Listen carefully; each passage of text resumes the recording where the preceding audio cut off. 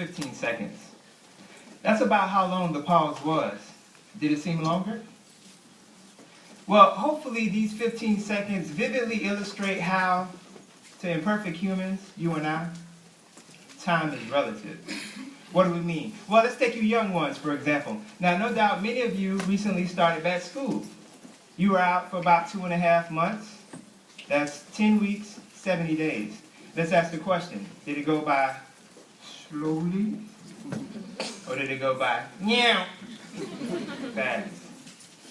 Now, I took a poll, an astounding 98% said it went by meow. Fast. Only 2 said it went by slow, and they said because they were bored, they ain't had nothing to do. Which really goes to my second point. Now that you're back in school, when you go to that class that's boring, or the teacher just talks in a monotone, or for whatever reason you don't like the class, sometimes it seems like that class lasts longer than it's supposed to, doesn't it? It may even seem like that class lasts longer than your entire summer. Why is that? Well, to you and I, imperfect humans, time is relative.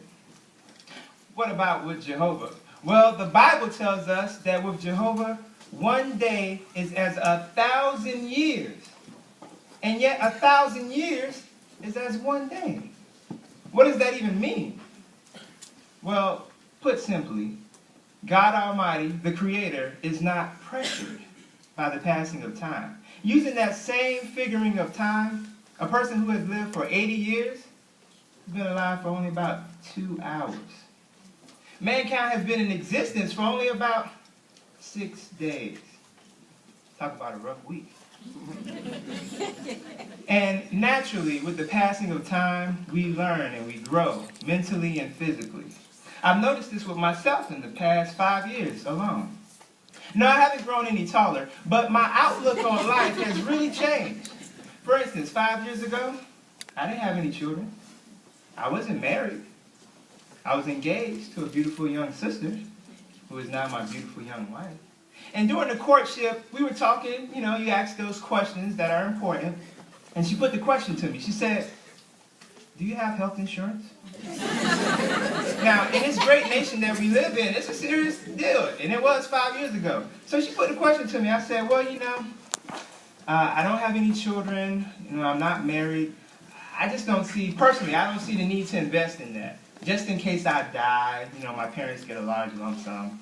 No, I don't have health insurance. She said, no, sweetie. No. You're thinking about life insurance. Do you have health insurance? Do you have medical insurance? I was taken aback. I said, well, let's see. I'm 24 years young. I'm 150 pounds lean, and I can bench press nearly twice my body weight. No, sweetie, I don't have health insurance. If I get sick, I'll take some NyQuil and sleep it off. Well, how has that changed? How have I grown? Well, 5 years later, let me tell you, I have health insurance, I have vision insurance, I have dental insurance, I have short-term, long-term disability, optional life insurance for myself, my spouse, and my 2 children. Why? Why the change? I view life differently. I have a wife. I have 2 small children. And I have 45 pounds of unanswered weight. So the point is, young ones, no doubt, many of you probably won't get married in the near future. You might not even have any children. But the way you view life today will more than likely change. Well, you may be sitting there and you say, well, that's fine and dandy. That's honky-dory. That's good. That's what's up. What does that have to do with me? Well, we can all learn from the passing of time, from experiences that we suffered or shared or those around us. But there can be no greater benefit than learning from the experiences recorded in God's own word, the Bible. Now, we're going to be looking at Noah and the people who lived back then. He lived over 4,000 years ago, about 4 days from Jehovah's viewpoint. What do we have in common with them? They didn't have electricity. They didn't even have the internet. That means no YouTube, no Facebook, no Twitter. Oh my. What can we learn? Well, the truth is that we can learn a lot, and we're going to see by examining just 3 points. First, how do we know that the flood actually occurred? 2, how does it set a pattern for our day? And 3, it's a viewpoint question. Do you condemn the world by your faith? Join me, please, at Genesis chapter 6. In Genesis chapter 6, we learn of the pre-flood world and also God's instructions to Noah for the construction of the ark. In chapter 7, we have the loading of the ark and the flood itself. And in chapter 8, verse 1 through chapter 9, verse 19, there is the drying off of the earth, the unloading of the ark, and God's sworn promise to all mankind. Now, what about the rest of the Bible? Does the rest of the Bible support the flood? Well, indeed it does. The prophet Isaiah at Isaiah 54:19, and also the prophet Ezekiel at Ezekiel 14:14. Both of these prophets accepted Noah as a real person, and they referred to him. What about the Christian Greek scriptures, or the New Testament as some say? Is there any support there? Well, both the apostles Peter and Paul at Hebrews 11:7 and 2 Peter 3:5-7. Both of these apostles referred to the flood of Noah's day, and they used it to show it was a pattern for our time. Well, no doubt the majority of us here are Christians, or we're being raised to be Christians. But what if we have some doubts? Or what if we meet somebody in our ministry who doesn't share our belief in the Bible? Is there any other proof of such a catastrophic event? Well, indeed there is. Secular evidence also supports the flood account, and it answers otherwise unexplainable facts. What do we mean? Let's just consider just a few. The first one is excavations all over the world have uncovered bones of thousands of buried animals, often animals that don't herd together. Notice what the book Earth's Most Challenging Mysteries asks with regard to the variety of animal remains found in one bone cave. It asks this question, quote, "What made rabbits run into the same cave as coyotes, and an antelope with a wolverine and a grizzly?" End quote. Earth's most challenging question. Also amazing are the carcasses of tens of thousands of animals unearthed in the cold north. The Saturday Evening Post noted this, quote, "Many of these animals were perfectly fresh, whole and undamaged, and still either standing or at least kneeling upright. Suddenly they were all killed before they could so much as swallow a last mouthful of food, and then were quick frozen so rapidly that every cell of their bodies is perfectly preserved." End quote. Another article says, one such may have been the mammoth that was uncovered by excavators in Siberia. Vegetation was still in its mouth and stomach, and its flesh was even edible when thawed out. Now, I don't know about y'all. Sometimes when I put stuff in the freezer, some ice cream, maybe some meat, if I don't put it in the right Ziploc bag, it gets ruined. It's freezer burn. I got in trouble about that. So how is it this animal, 4,000 years later, the flesh is still edible? And also interesting, as of November 2012, scientists are seeking to extract DNA from the bone marrow of a mammoth to bring the extinct giant back to life. And that's based off the SiberianTimes.com. So really we can see that testifies to how preserved every cell was, how freshly preserved. Now, belief in the flood could also explain many flood legends and myths. Anthropologists have collected as many as 270 flood legends from nearly all tribes and nations. Says one scholar, the insistence present of the flood tradition in different and widely separated peoples is a sign of the historical reality of the flood. A lot of you young ones and those who remember school will relate to this one too. Tales about liaisons between gods and humans and the heroes born from these unions were common among the Greeks. Greek gods in mythology had human form and great beauty. They ate, drank, slept, had sexual intercourse, quarreled, fought, seduced, and raped. Though supposedly holy, they were capable of deceit and crime. Heroes like Achilles were said to be of both divine and human descent and were endowed with superhuman ability, but not with immortality. So what the Genesis account says about the Nephilim could shed light, possibly, or even probably, on the origin of these myths. Belief in the flood can also explain for an earth-wide warm climate that evidence shows once exists. And it's interesting to note that it's only after the flood, at Genesis 8:22, that extremes in temperature are first mentioned. Heat and cold, summer and winter. So you may be convinced, you may believe that the flood occurred, but really, what does that mean for us today? Nearly 4,000 years, over 4,000 years ago. Why should you care? Well, the second point that we're going to consider will answer that question. The destruction of the ungodly sets a pattern for our day. Join me please at Genesis chapter 6, starting in verse 2. Now, only the Bible explains the reason for the flood and what meaning it should have for us. Wickedness definitely intensified after the flood. And we're going to find out why. Genesis chapter 6, verse 2. There we read, "Then the sons of the true God began to notice the daughters of men, that they were good looking, and they went taking wives for themselves, namely, all who they chose." Verse 4. "The Nephilim proved to be in the earth in those days. And also after that, when the sons of the true God continued to have relations with the daughters of men, and they bore sons to them, they were the mighty ones who were of old, the men of fame." So these sons of the true God, angels, turned themselves into demons. They became demons when they took flesh form and took women, whoever they liked, whoever they wanted. Now it's also interesting to note in verse 4, it talks about these men of fame. Now these men of fame, the ones of old, they weren't men of fame with God, because none of them survived the flood. No, to the contrary, they were Nephilim, bullies, tyrants, who no doubt made conditions on the earth much worse. Now, when we think about the way the earth was back then, do you imagine when these angels came to earth and they forsook their position? Do you imagine that they were polite when they asked, maybe getting down on one knee and going to the father of the woman they wanted? No.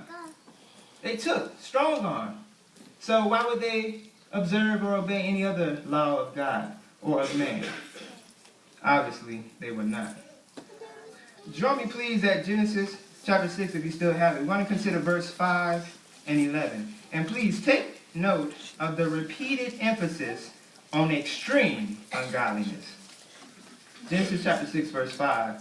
"Consequently, Jehovah saw that the badness of man was abundant in the earth, and every inclination of the thought of his heart was only bad all the time." 11. "And the earth came to be ruined in the sight of the true God, and the earth became filled with violence." Now, we have emphasis on violence. Has things gotten any better over 4,000 years? If I were to ask you, are you familiar with the recent school shooting? Many of you would say, which one? Why? Because it's so rampant among us today. Join me please at Matthew chapter 24. Jesus helps us to appreciate why we should care about the flood. And also he gives us an eyewitness account of what he saw. Remember, Jesus in his pre-human existence, he was in heaven observing. Notice what he observed. Genesis chapter 24, verse 38 and 39. There we read, "For as they were in those days before the flood, eating and drinking, men marrying and women being given in marriage, until the day that Noah entered into the ark, and they took no note until the flood came and swept them all away. So the presence of the Son of Man will be." Now, a couple things we notice here. First of all, in Jesus' description of that day, he doesn't mention violence. He mentions eating and drinking. Men marrying, women being given in marriage. How can we relate these two? Well, the point is that obviously not everybody was a murderer, a rapist, a pedophile, or a thief. Not all people were equally bad back then. There were some, quote-unquote, good people. People just going about their business. People trying to make a living. Living a normal life. But the point is, Jesus said, they took no note. And they were destroyed, along with the rapists and the murderers and the pedophiles. It's also interesting to note that Jesus said, so the presence of the Son of Man will be. Notice verse 42 of that same chapter. There he says, keep on the watch, therefore, because you do not know on what day your Lord is coming. Do you get the sense of it? Jesus is primarily speaking to Christians, believers, you and me. He's telling us to be prepared because we don't know what day he's coming. So a good question we can ask ourselves is, are we allowing mundane concerns, even the normal activities of life, to crowd out the more important spiritual things that God tells us to focus on? Now, just like Noah's day, the world that we live in, we're surrounded by sexual perverts. Notice one recent statistic. Same-sex couples legally married in 13 states and D.C. are now viewed the same as other married couples. Now, if this world was to continue long enough, do you doubt that we'll see the day when it says on the headlines, 49 out of 50 states and the District of Columbia now approve and support same-sex marriage? How does God feel about this? Join me, please, at Leviticus chapter 18.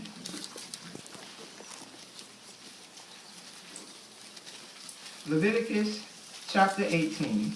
We're going to consider verse 22. Now, God is not silent on the subject. Leviticus 18:22 reads, and you must not lie down with the male the same as you lie down with the woman. It is a detestable thing. So clearly, the Bible condemns homosexuality. But then again, that really would depend on the Bible you have. Queen James Version? Have you heard of it? Queen James Version. Notice what an article says. Talking about the Queen James Version. This new version updates several passages from the original version that address homosexuality. So one of the verses that is adjusted is the one that we just read. Notice how the Queen James Version renders it. Thou shalt not lie with mankind as with womankind in the temple of Molech. It is an abomination. So you see, according to this version, the issue is if it takes place in the temple of Molech. The article continues, the edits all confirm that the Bible does not condemn homosexuality and therefore renders such interpretations impossible. HuffingtonPost.com. Now, how does that coincide with the rest of the Bible? Join me, please, at 2 Peter chapter 2, verse 5 and 6. Because we know what the Bible says one place can't contradict itself in another place. 2 Peter chapter 2, verse 5 and 6. There we read, and he did not hold back from punishing an ancient world, but kept Noah, a preacher of righteousness, safe, along with 7 others, when he brought a deluge upon a world of ungodly people. And by reducing the cities of Sodom and Gomorrah to ashes, he condemned them, setting a pattern for ungodly persons of things to come.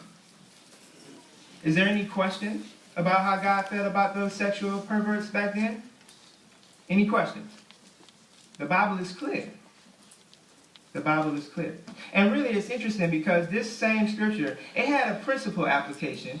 Remember, this was a letter that was written to Christians in the first century. So it had a principal or initial application to them. They suffered an end or a destruction to that Jewish system. But also, it has a greater fulfillment today. That judgment was only for the nation of Israel, the Jews back then. This judgment is for the ungodly world that we live in today. Now, this should have special meaning for all of us because Jehovah's Witnesses have long proved from the Bible that we are living deep in the last days. Now, only Noah and his family, his close, immediate family, survived the flood and the destruction of that ungodly world. What can we learn from him? Well, that will bring us to our third point, that viewpoint question. Do you condemn the world by your faith? Now, Noah demonstrated by action that it was possible and practical to obey God. Now, it's interesting to note that Noah not only had to construct the ark to remain after the flood, but he had other work as well. Notice what some of Noah's associates may have done. Notice what he may have faced. Remember, the ark was 437 feet long. That's much longer than any football field. 73 feet wide and 3 stories high. Can you imagine how many trips it took to the lumberyard in his F-350? No. No such luxury. No lumberyard. So no doubt this meant chopping down thousands of trees, hauling them to the construction site, cutting them into planks and beams, building scaffolding, making pins and pegs, obtaining tar for waterproofing, getting containers and tools, and so on. He probably had to negotiate with merchants for goods and services. Remember also, Noah was a preacher of righteousness. He courageously took the lead in trying to warn the people about the destruction headed their way. No doubt many ridiculed him and his family. They probably threatened him with violence. They may have even tried to sabotage the construction site. And just think, Noah and his family endured this for some 50 or 60 years. Now, it should have been evident to all during that day that God's blessing was upon Noah. Today, there is also a work that is going on of unprecedented proportions. Notice some statistics. Jehovah's Witnesses are preaching worldwide in 239 lands. Bibles and Bible-based literature are published in 595 languages. Their Wake sees over 43.5 million copies monthly in 99 languages. The Watchtower, announcing Jehovah's Kingdom, published continually since 1879, sees nearly 45 million copies printed semi-monthly in 209 languages. In 2012 alone, well over 8 million free Bible studies were conducted. Also that same year, over 7.5 million Christian Witnesses of Jehovah volunteered well over 1,748,000,000 hours in the field ministry. JW.org, the official website, is where Bible-based information in over 200 languages can be read, listened to, or downloaded for free. And all this work is supported entirely by voluntary donations. You didn't notice any collection plates being passed, did you? Never have been, never will be. So is this a work of man, just some really organized people? Or is this evidence of something much more?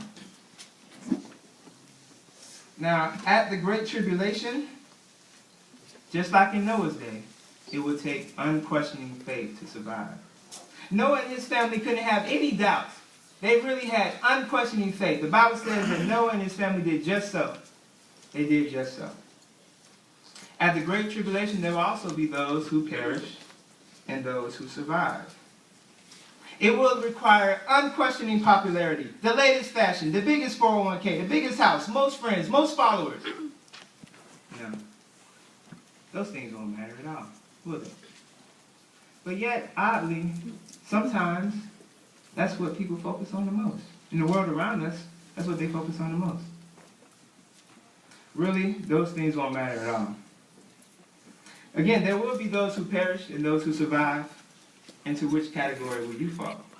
Notice some self-examining questions, or for young ones, some self-examining questions along with your parents.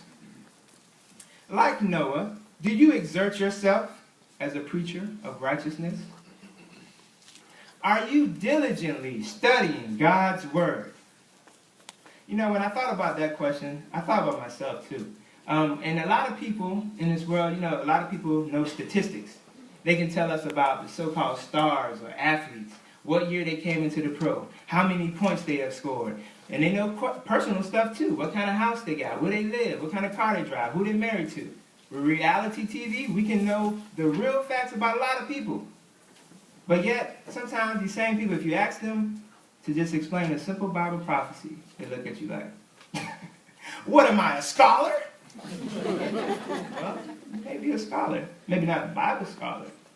You're a scholar on some subjects. Interesting point for self-examination. Like Noah, who proved himself faultless among his contemporaries, do you have the courage to be different from the world? Or is it sometimes difficult to tell the difference between you and a worldly person because of the way you speak, the way you act, or the way you dress? Is it obvious to all observers, heavenly and earthly, that you are different from this condemned world by the things you post online, the things you like, the people you follow, or the people you allow to follow you? Here's a question. If Noah was alive today, and he was on Facebook, or Instagram, or Twitter, or whatever, will he be your friend? Will he follow you? Will he friend you or condemn you? Some questions, again, for self-examination. Now, we have covered important points that should have real meaning for all of us. Do not forget that the flood account was preserved out of love by Jehovah God. It tells us why he preserved Noah alive and why he destroyed the ungodly world around him. He uses it as a pattern for us today so that we can build our faith and be prepared like survivor Noah. Remember those 15 seconds at the beginning of the talk? From God's viewpoint, that's how much longer this condemned world has. Maybe even less. We don't know. Do you see why there is such an emphasis on preaching? What's our insurance policy today? Well, if we remain faithful, then we get a payout of perfect vision, perfect teeth, perfect hearing, perfect health. And what does that cost us? Thousands of dollars? No. It just costs us our obedience, humble submission. And remember, again, it's for our benefit. Now, although Noah's closest relatives survived with him, no doubt he had to say goodbye to some close loved ones, maybe some very dear friends. Can you imagine maybe father-in-law, mother-in-law, brother-in-law, sister-in-law, aunt, uncle, cousin, nieces, nephews, brother, sister, possibly even his own mother.